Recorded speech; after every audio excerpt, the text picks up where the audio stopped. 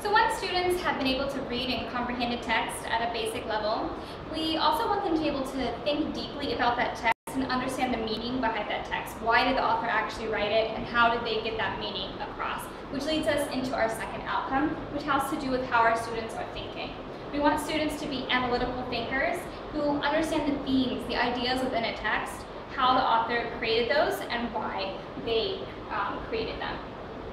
So this diagram, which is on your handout, can be helpful to think about this, right? So we want our students to understand what is the author trying to convey and why. So a good question for our students to ask themselves, and for us to ask ourselves when we're planning, is how does the author create meaning in this text? What is the author actually doing, right? So the first thing to really think about are all of the literary elements within that text. So things like the setting of the text, the characters in the text, the plot, and how the author is building meaning through things like symbols, allegory, personification, characterization within that text to convey that meaning. And we need to directly teach our students what those tools of the author are so that they can begin to identify them, recognize them, describe them, and understand how they're leading to the meaning that the author is trying to convey. So that's the first thing, is teaching our students the literary elements, the elements that are common, the common components of a text, so they can identify them, and that's going to begin to lead them to understanding the deeper meaning of the text. So the second thing that we need our students to do to reach the second outcome is to apply these reading strategies, which we talked a little bit about before, and I gave the example of visualizing.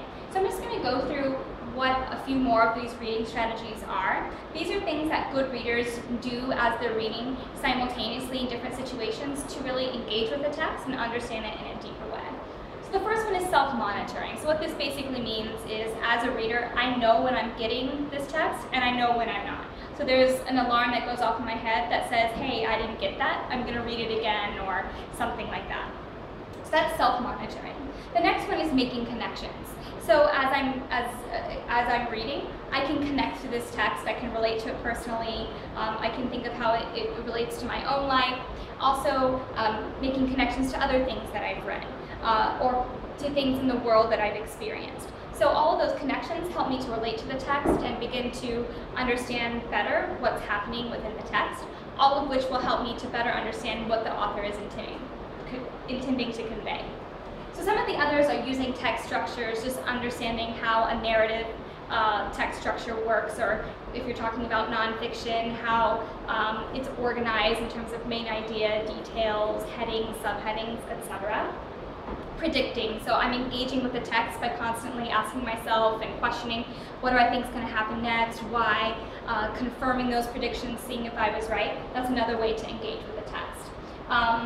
Summarizing, so when I get to a certain point, going back through my head and saying, okay, what happened, what were the most important points. So that's another skill that our students can use to better understand the text.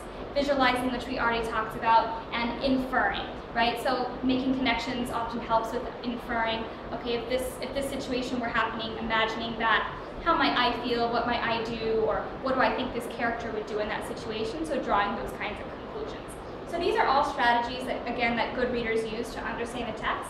It's something that we need to directly and explicitly teach our students, along with teaching them the literary elements that were in the text. And combined, that's going to help our students to think really analytically and really critically about everything that they're reading, and understanding why the author wrote the text and how they built that meaning.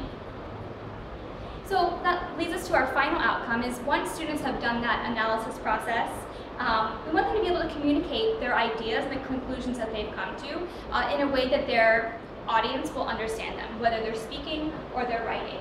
So we want them to be logical in their communication. We want them to be able to use appropriate evidence.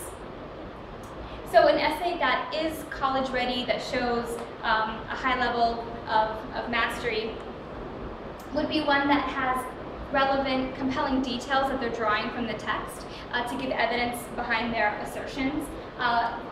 Organized writing that's just clear, that the reader can understand.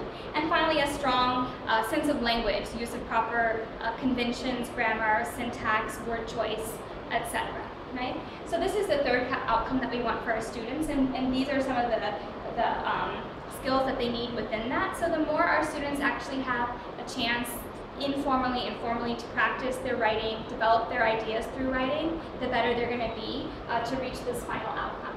So just to summarize the 3 outcomes we're talking about and some of the basic components that we've seen that comprise those. The first one is that our secondary ELA students, when they're reaching these outcomes that we really want to see, they're going to be great readers who can read across genres. So we talked about them needing fluency, background knowledge, vocabulary, and comprehension strategies while they're reading to have a really great basic comprehension of everything that they're reading. The second thing is we want thinkers, students who are really analytically, critically thinking about what they're reading, recognizing and understanding literary devices, thinking about the themes and meanings that they're leading up to, and then utilizing those reading strategies to engage with the text and comprehend it on a deeper level. And then finally, we want writers and communicators who can use compelling details and evidence, organize their writing, and use appropriate language conventions in their writing as well. So these are the 3 outcomes that we saw are really game-changing for our students, and these are some of the component knowledge and skills that comprise that we really need to be thinking about as teachers as we move into thinking about how we're going to plan to teach them.